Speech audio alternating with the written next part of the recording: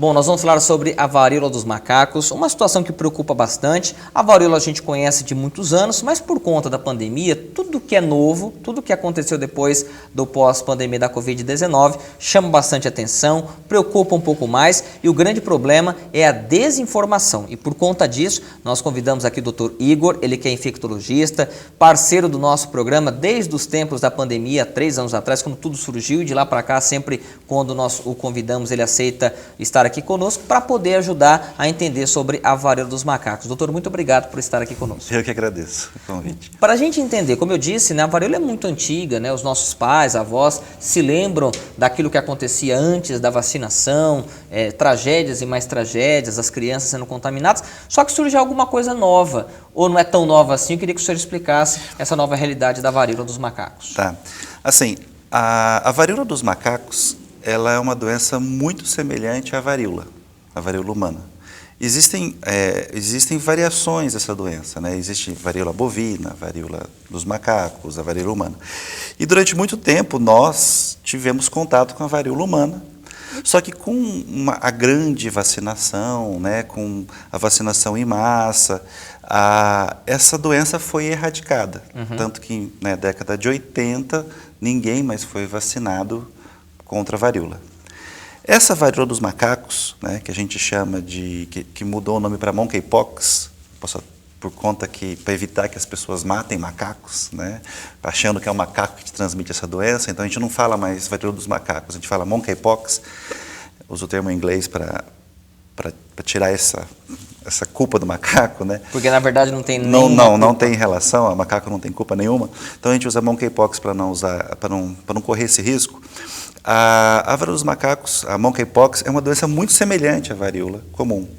E ela acontece em casos isolados na África desde o século passado, né? A gente tem casos isolados. Só que a novidade é que esse ano ele veio para a Europa e teve uma forma de transmissão de maneira sólida, né? Que não foi isoladamente, ela desapareceu, houve a transmissão humano a mano de maneira consistente e chegou e saiu da Europa e veio para o Brasil e para outras regiões do mundo. Quando nós falamos sobre essa doença, quais as características dela? É parecida com a antiga? Ela é muito semelhante à varíola humana, muito semelhante, só que ela é um pouco mais branda, ela é menos grave. Tá? Assusta porque a gente não está vacinado há muito tempo e a vacinação para a varíola humana ela tem uma proteção cruzada contra a varíola dos macacos, então a monkeypox. Então, se nós tivéssemos vacinados, a gente estaria mais tranquilo. Então, nós estamos susceptíveis. Então, essa é a maior preocupação. A gente tem uma população, né, mundial susceptível a essa doença. Então, a gente não... É isso que preocupa. Mas a doença ela é mais branda. O que acontece? Quando você adquire esse vírus, né, você pega esse vírus, você tem um quadro de febre, um mal-estar, e no decorrer de 2, 3 dias começam a surgir lesões de pele, semelhantes ao da varíola. São pápulas, né, pústulas, são lesões que parecem espinhazinhas pelo corpo todo, e altamente transmissíveis. Isso dura, né, 2, 3 semanas, elas inicialmente são lesões que doem, depois elas secam, coçam, e depois elas evoluem para a cura. Parecido com a catapora, por exemplo? Lembra muito a catapora. Visualmente, eu não consigo diferenciar. Eu acho que... Tanto que é o que mais assusta, porque às vezes aparecem pessoas para mim com catapora e eu falo, olha, eu não consigo descartar a monkeypox, então preciso fazer esse exame em você. É muito semelhante. Mas ela é branda, ela pode evoluir com complicações? Pode. Você pode ter uma infecção nessa ferida, você pode ter...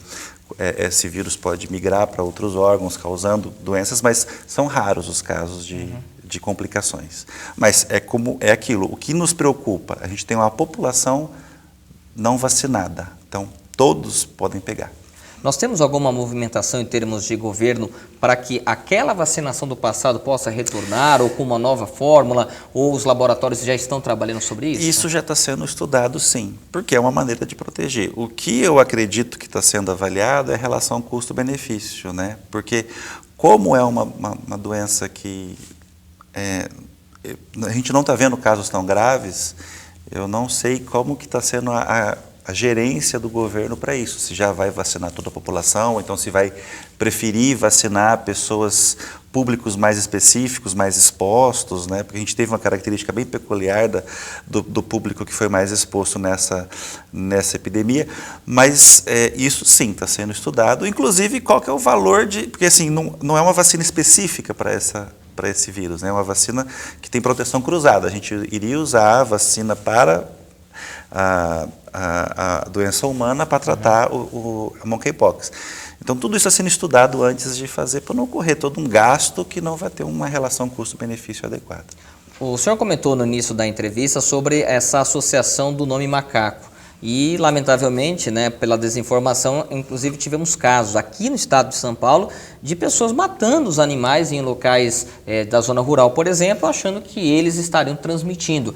Eu queria que o senhor explicasse sobre isso para desmistificar de vez, porque o coitadinho do macaco não tem nada a ver nessa história. Existem doenças que a gente chama de zoonoses, né, que são aquelas doenças que elas estão no animal e que eventualmente transmitem ao homem. Né?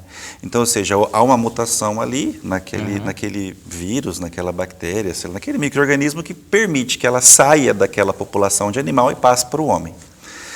Só que vai ter um determinado momento que o vírus tem uma segunda mutação e que ele permite ser transmitido de homem para homem. Então, a transmissão animal-homem já não é mais importante, é de homem a homem. Então, como é que uma pessoa pegaria monkeypox? Se ele estivesse lá na região onde o monkeypox circula entre os macacos, lá na África, e ele eventualmente tivesse o azar de ser mordido por um macaco lá, ou então ele mexer com a carcaça de um animal que ele foi cozinhar ali, se cortou com o osso lá. Aqui, esse vírus não circula entre os nossos animais. Né? Então, a transmissão animal-homem aqui é muito não é possível.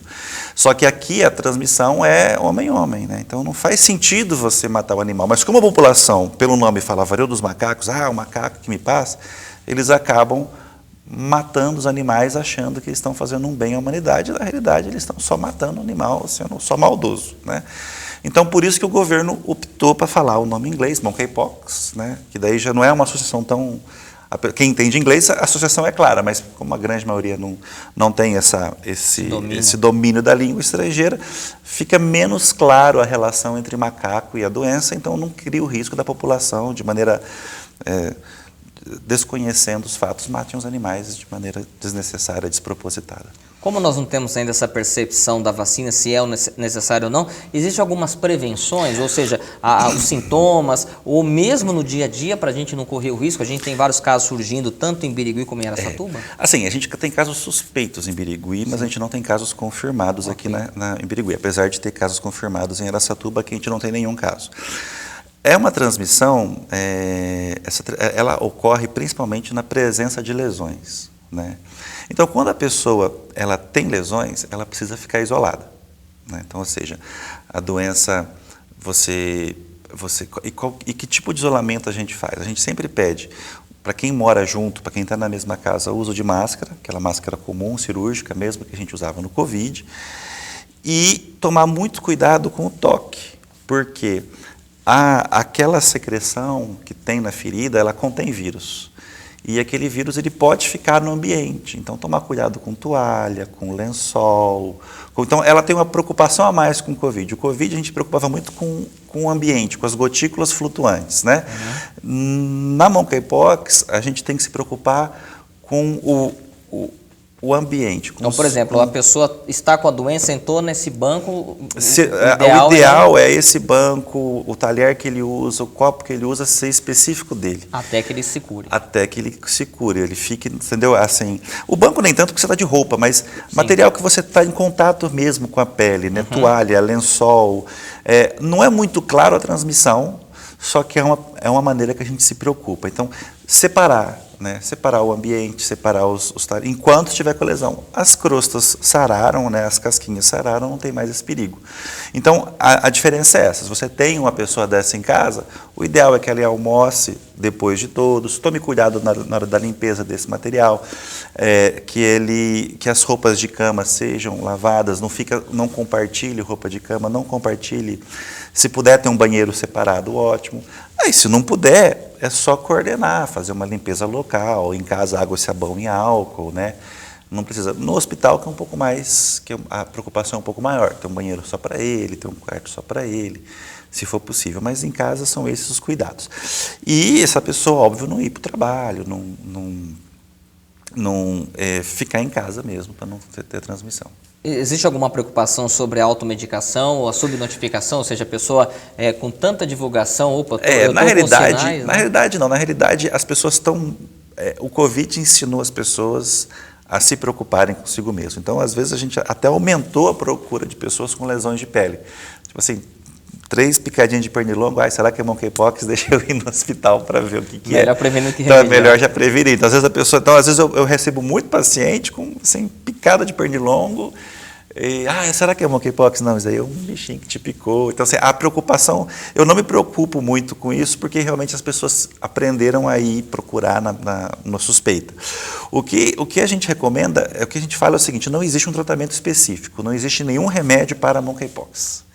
O que a gente faz? A gente cuida dos sintomas, dipirona, se caso estiver coçando muito, um antialérgico, e cuidado das feridas, né? Para deixar limpo, evitar que se infeccione, se infeccionar, dar um antibiótico. Então, porque é uma doença branda e o paciente vai ter uma evolução boa. Tá? E como na catapora, se você, por exemplo, coçar, fica a marca para sempre ou não? Se você, assim, normalmente isso não gera cicatriz. Mas se essa lesão se aprofundar por alguma maneira, por exemplo, se no seu ato de coçar você feriu, escoriou aquela pele, aí pode virar uma coisa que, às vezes, uma ferida. Qualquer machucado que você vai e toma sol em cima daquela ferida, o risco maior de ficar uma mancha, né? Porque é uma pele muito nova, que está sendo formada ali. Então você tem que ter os cuidados de qualquer outro machucado, né? Evitar ficar arrancando casquinha, evitar ficar coçando. Se for precisar manusear com a mão limpa. Não usar aquelas unhas, tem umas unhas que enormes, dá vontade de cortar quando você vê. Então, tomar cuidado com a unha. Então, se você tiver esses cuidados com a pele, é tranquilo. Doutor, aproveitando a sua presença aqui no programa, até a gente fez algumas associações da preocupação das pessoas com relação à Covid depois de 3 anos que a gente vem vivendo toda essa situação. Hoje, 2022, dá para a gente dizer que é um pós-pandemia mesmo? Já podemos olhar ou ainda é um sinal de alerta para vocês da área? Olha, pela nossa experiência, né, vendo o número de internações, eu já acredito que nós estamos vivendo a pós-pandemia, né? Hoje, na maioria dos casos, o Covid está tá se comportando como se comportou o H1N1 pós-pandemia. Hoje é eventual, um caso de internação, uma cada 2, 3 meses, um caso por, sabe, não tão grave, exceto quando é um paciente já muito idoso, 90 anos, 80 anos, aí realmente... Mas a vacinação em massa da população fez efeito. As pessoas ficaram mais protegidas, a Covid finalmente virou a gripinha. Finalmente agora ela está...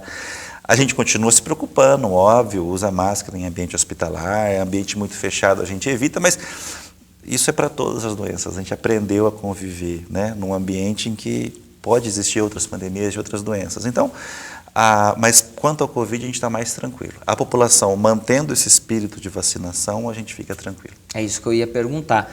Nós tivemos, ao longo da vacinação, na primeira e a segunda, foi uma loucura, filas intermináveis, as pessoas ficavam 2, 3 horas para tomar a vacina. Na terceira já diminuiu, nesta 4ª dose a gente tem uma adesão muito baixa. Isso preocupa porque a gente vai ter que se acostumar também, até que nós tenhamos uma vacina de 5 em 5 anos, ou uma aqui para a vida toda, anual, vai né? ser anual, como a da H1N1. Eu acredito que essa vacina vai entrar no calendário vacinal e será anual, né? Então, ou seja, preocupa muito, porque, eu falei, como era uma doença nova, são novas vacinas que a gente estava entrando no mercado agora, agora que a gente tinha várias vacinas no mercado, isso acontece, toda doença que tem, toda doença nova que os laboratórios criam remédios, vários remédios são lançados no mercado até que o melhor fica, né? Até que o melhor, olha, os outros remédios são bons também, mas esse foi a melhor relação custo-benefício. Aí acaba que as outras vacinas, isso vai acontecer com as vacinas, tem várias vacinas, a gente vai ver qual que foi a melhor relação custo-benefício e as outras vão ser descartadas e vai ficar só uma. Então está nesse processo de escolha, qual foi o melhor para o nosso país, porque às vezes para o nosso país a melhor escolha é diferente de um outro país, porque não são só, a gente só não avalia só a resposta imunológica, a gente avalia a resposta imunológica, a logística da dispensação, né? Quantas doses, quais doses, o uso do material, se precisa de uma geladeira específica, se não precisa, tudo isso a gente tem que pensar na hora que a gente vai tratar a população do tamanho do Brasil, né? Então esse estudo está sendo feito, então isso vai acabar indo para o mercado, a gente vai acabar sendo a escolha da melhor vacina. Eu acredito que a gente não vai ter mais todas as opções no futuro, vai ser uma ou duas, e isso é que vai ser para todo o resto, né? E lógico que nos preocupa quando a população diminui a sua adesão, né? Mas é porque provavelmente houve um cansaço. Mas eu acredito que a partir do momento que a população, o governo decidir qual foi a melhor, né? Baseado nos estudos que nós fizemos, e isso for definido, eu acho que a população volta a ser... Porque o brasileiro, ele sempre confiou, né, no nosso sistema de saúde, no nosso sistema de vacinação, e não teve nada justifique perder essa confiança. O que aconteceu foi medo mesmo do novo. Mas eu acho que a partir de agora, com essa definição clara, qual vacina vai ser a vacina anual, qual vai ser o modelo que o Brasil vai seguir, a população vai entrar no calendário vacinal, e a gente nem vai perguntar que vacina que é, como a gente sempre fez. Ninguém perguntou qual que é o país que foi feita a vacina de hepatite. Você vai lá e toma, né? O mesmo vai acontecer com Covid, que se tudo der certo com monkeypox e por aí vai. Bom, doutora, eu quero aqui agradecer a sua presença no programa. São assuntos que as pessoas ouvem muito, tem nas redes sociais, as pessoas vão circulando nos grupos de WhatsApp, e é sempre bom a gente poder esclarecer e ajudar a população em situações como o senhor mesmo disse, que assusta porque é novo. Por mais que a varíola é uma coisa que nós acompanhamos nos anos 70, 80, mas voltou, e os mais jovens nem sabiam o que era há um tempo atrás. E da Covid também, para a gente poder atualizar. O nosso muito obrigado. Eu que agradeço a oportunidade. Bom, nós vamos para o intervalo, daqui a pouquinho a gente está de volta.